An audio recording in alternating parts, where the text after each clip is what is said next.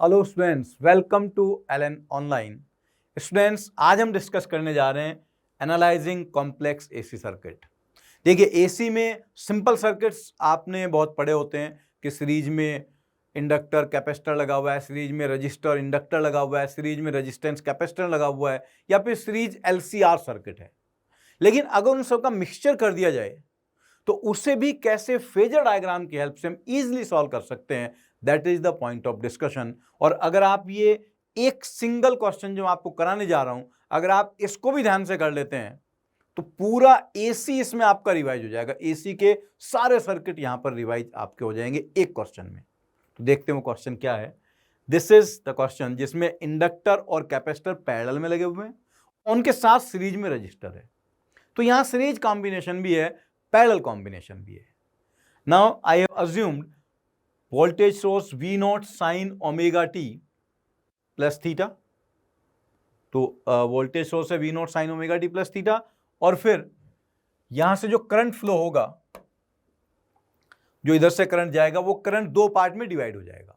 अब दो पार्ट में करंट डिवाइड हो रहा है तो IL और IC का रिजल्टेंट I के बराबर होगा। और आपको पता है कि ऑल्टरनेटिंग करंट और ऑल्टरनेटिंग वोल्टेज को हम सिंपली ऐड नहीं करते, we add them using phasor method. तो सबसे पहले हमें इनका फेजर ड्रॉ करना होगा। यहां मैं एज्यूम कर लेता हूं कि जो इंडक्टर के अक्रॉस पोटेंशियल ड्रॉप हो रहा है वो VL है, और जो कैपेसिटर के अक्रॉस पोटेंशियल ड्रॉप हो रहा है वो VC है। तो since they are in parallel, so VL and VC will be equal. VL और VC बराबर होंगे, so VL will be equal to VC, and उसको मैं लिख देता हूं VLC, potential drop across inductor and capacitor, right. और फिर यहां जो पोटेंशियल ड्रॉप है इसको मैं मान लेता हूं VR, ये VR होगा। सो इसके अक्रॉस पोटेंशियल ड्रॉप आ गया VR, और यहां से करंट जा रही है I, तो आप लिख सकते हैं VL that will B IC into XC। VL की वैल्यू होगी IL इंटू XL, इंडक्टर के अक्रॉस पोटेंशियल ड्रॉप, और VC की वैल्यू होगी IC इंटू XC। तो आप ये कह सकते हैं कि सर इंडक्टर के अक्रॉस करंट हमें मिल गया, IL is VL by XL, and capacitor के अक्रॉस करंट मिल गया VC अपॉन XC, और VL और VC तो बराबर हैं, तो इसको मैं लिख सकता हूं VLC बाई XL, और इसे लिख सकता हूं VLC by XC, because VL and VC are equal, because inductor and capacitor are in parallel. अभी तक कुछ मुश्किल काम नहीं किया, सिंपल जस्ट फॉर्मूले लगाए गए। इसके बाद अगर आप फेजर ड्रॉ कर लेते हैं तो वो क्वेश्चन को सॉल्व करना बड़ा इजी हो जाएगा, चाहे आपको कितना भी कॉम्प्लेक्स लग रहा हो। फेजर कैसे ड्रॉ करेंगे, देखिए यहां पर मैंने वोल्टेज सोर्स को मान लिया V नॉट, ये V नॉट का फेजर है, क्योंकि आप डायग्राम याद कीजिए, आपके पास सर्किट ये था, इधर इंडक्टर है, यहां पर इंडक्टर था, और इधर कैपेसिटर लगा हुआ था, और ये वोल्टेज सोर्स था V बराबर V not sign omega t plus theta. तो अगर ये एक्स एक्सेस ओमेगा टी वाली लाइन है तो V नॉट इससे थीटा एंगल ऊपर है। अब दूसरा फेजर मुझे ड्रॉ करना है VL और VC का, वो दोनों पैरेलल में है, तो VL और VC बराबर है, जिसको मैंने VLC मान लिया, वो दोनों एक ही फेजर से रिप्रेजेंट किए जाएंगे।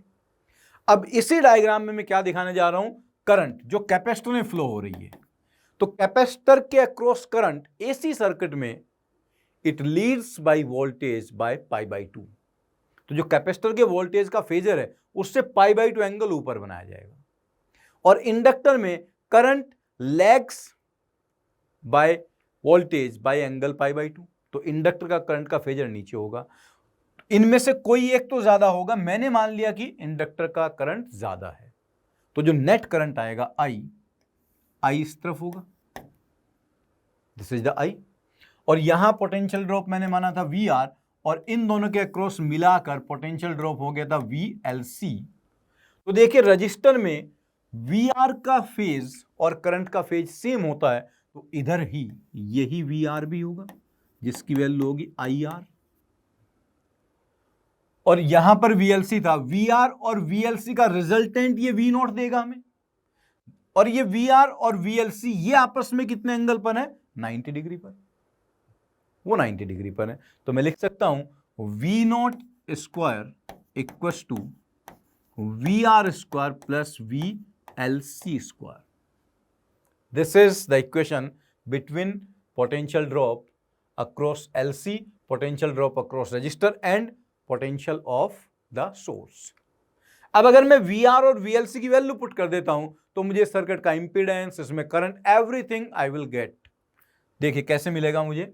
VR की वैल्यू क्या होगी, VR इज IR, और फिर I की वैल्यू है IL minus IC। Net current जो होगा, आप डायग्राम से देखिए, net current IL minus IC के बराबर होगा, और IL और IC की वैल्यू, IL हो गया VLC upon XL minus VLC upon XC। तो यहां से VLC तो कॉमन आ गया, इसको मैं लिख सकता हूं 1/XL minus 1/XC। So VLC comes out to be I into 1/XL minus 1/XC to the power -1। इससे डिवाइड होगा ना नीचे जाकर। तो मैंने VR और VLC दोनों को नेट करंट के टर्म में रिप्रेजेंट कर लिया। अब उस करंट की वैल्यू अगर मैं इस फर्स्ट इक्वेशन में रख देता हूं तो मुझे नेट करंट मिल जाएगा, और नेट करंट से मैं इंपीडेंस बता पाऊंगा कितना होगा। V nought square equal to I square R square plus VLC का square, that is I square into 1/XL minus 1/XC की power -2। So net current comes out to be V nought upon under root R square plus 1/XL minus 1/XC की power -2। This is our net current. ये net current की maximum value है, और denominator में जो भी आया वही इस सर्किट का क्या बन गया, impedance. So the first question is, you may be asked that what is the impedance of circuit। तो impedance of circuit कितना बना, Z equals to under root R square plus 1/XL, ये 1/XL आएगा, 1/XL minus 1/XC की power -2। This is the impedance. अब जब आपको current मिल गया तो देखिए इसमें आप ये बता सकते हैं कि नेट करंट और नेट वोल्टेज के बीच में कितना फेज डिफरेंस होगा। दिस एंगल, इसको अगर आप ऐसे ड्रॉ करो कि इस लाइन को मैं सीधा कर देता हूं, ये I है, तो वो जो VLC है ये IR है, और VLC इस तरफ है, और ये इन दोनों का रिजल्टेंट है V नॉट। तो नेट करंट और V नॉट के बीच में अगर फेज डिफरेंस बताना है फाई, तो tan फाई की वैल्यू हो जाएगी VLC अपॉन IR, और VLC की वैल्यू है I into 1/XL minus 1/XC की पावर -1। तो tan फाई आप यहां से सॉल्व कर सकते हैं। tan फाई की वैल्यू कितनी आ गई, tan phi comes out to be VLC by R, और वो बन जाएगा 1/R। VLC की वैल्यू पुट करोगे तो यहां पर आएगा 1/XL माइनस 1/XC की power -1। This is phase difference. अब आप ये भी लिख सकते हैं current as a function of time कितना होगा। So current as a function of time is maximum value of current, जो हमने पहले सॉल्व किया, ये I nought into sine omega t plus theta. Omega t plus theta किसका phase है, source का फेज, उसके फेज से कितना एंगल पीछे है, फाई, तो माइनस ये आ जाएगा फाई, उसको tan इनवर्स करके लिख देंगे। अब आप ये कह सकते हो कि VR कितना होगा, तो VR होगा IR, इसमें जस्ट मल्टीप्लाई कर दो, फेज में कोई चेंज नहीं करना है। अगर आपको लिखना है कि VLC कितना होगा, तो VLC लिखने के लिए उसे आप लिखोगे I इंटू XL भी लिख सकते हो, या I इंटू XC भी लिख सकते हो, दोनों से आंसर सेम आएगा, क्योंकि VLC तो इंडक्टर और कैपेसिटर के क्रॉस वो सेम वैल्यू है। And this is sine omega t plus theta minus phi. इसमें π/2 और जोड़ना पड़ेगा, क्योंकि जो करंट का फेज है उसके फेज से इंडक्टर और कैपेसिटर का वोल्टेज 90 डिग्री आगे है। तो देखिए सारी चीजें सॉल्व हो गई हैं, और यहां पर फिर आप एक और क्वेश्चन का जवाब दे सकते हो कि जो सोर्स है, सोर्स की फ्रीक्वेंसी, जो कि बेसिकली एंगुलर फ्रीक्वेंसी है ओमेगा, अगर ओमेगा की वैल्यू हम बहुत हाई कर दें tending to infinity, if omega tends to infinity तो जो XC होगा, XC होता है 1/ωc, this tends to 0 and XL tends to infinity. XL omega L होता है, यहां वैल्यू पुट करोगे तो ये टर्म 0 बन जाएगा, तो जो इंपिडेंस है वो केवल R के बराबर रह जाएगा, उसकी वैल्यू R के इक्वल रह जाएगी। और अगर आप कहोगे ओमेगा टेंडिंग टू 0 तो उस केस में XC हो जाएगा इंफिनिटी और XL हो जाएगा 0, अगेन ये वाला टर्म 0 बन जाएगा और फिर से इंपिडेंस R के बराबर होगा। सारी करंट केवल रजिस्टर एकांत फ्लो हो रही होगी।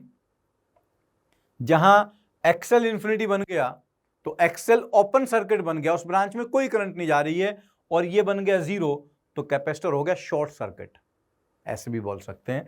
और जब XC इंफिनिटी हुआ तो कैपेसिटर बन गया ओपन सर्किट और XL 0 हुआ, ये बन गया शॉर्ट सर्किट। तो circuit is behaving only as a resistor circuit. और जब XL और XC बराबर हो जाएंगे, अगर ये दोनों टर्म इक्वल हो गए, अगर ये टर्म इक्वल हुए XL equal to XC, that will be resonance. XL और XC बराबर है तो देखो ये वाला टर्म 0 बनेगा और 0 की पावर -2 वो इंफिनिटी बन जाएगा। So when XL equal to XC, this will be called resonance, और रेजोनेंस पर इंपीडेंस इस केस में इनफाइनाइट आएगा और करंट 0 आएगी। उल्टा हो गया, जो आपने सीरीज LCR सर्किट पढ़ा था वहां रेजोनेंस पर इंपीडेंस मिनिमम होता था, करंट 0 होती थी, और यहां रेजोनेंस पर इंपीडेंस मैक्सिमम होगा। अब उस इंपीडेंस उस रेजोनेंस पर क्या होता था, इंपीडेंस मिनिमम होता था और करंट मैक्सिमम होती थी। मैंने शायद कुछ उल्टा बोल दिया था पहले, तो उसको करेक्ट कर लीजिए। जब सीरीज LCR सर्किट होता है तो रेजोनेंस पर इंपीडेंस मिनिमम होता है, करंट मैक्सिमम होती है, उसको एक्सेप्टर सर्किट भी कहते हैं, वो मैक्सिमम करंट को एक्सेप्ट करता है। और यहां जो ये पैरेलल सर्किट बना, इसमें रेजोनेंस पर इंपीडेंस इंफिनिटी है, मैक्सिमम है, तो करंट क्या हो गया, 0। तो इस टाइप के क्वेश्चन अभी कंपटीशन में पूछने स्टार्ट नहीं हुए हैं, but this is not out of syllabus. ये जब भी आएगा तो एडवांस लेवल में ही आएगा। स्टूडेंट्स, आप सारे स्टेप्स को अच्छे से समझिएगा, और फाइनली इंपीडेंस आने के बाद ये सारे करंट और वोल्टेज मैंने कैसे लिखे, इसको ध्यान से समझने की कोशिश करना, तो आपको AC सर्किट के किसी भी क्वेश्चन में कभी भी कोई प्रॉब्लम नहीं होगी, क्योंकि इसने सारे पॉइंट्स इंक्लूड कर लिए केवल एक क्वेश्चन में। आई होप कि आपको ये क्वेश्चन अच्छे से समझ में आ गया होगा। Okay, thank you very much.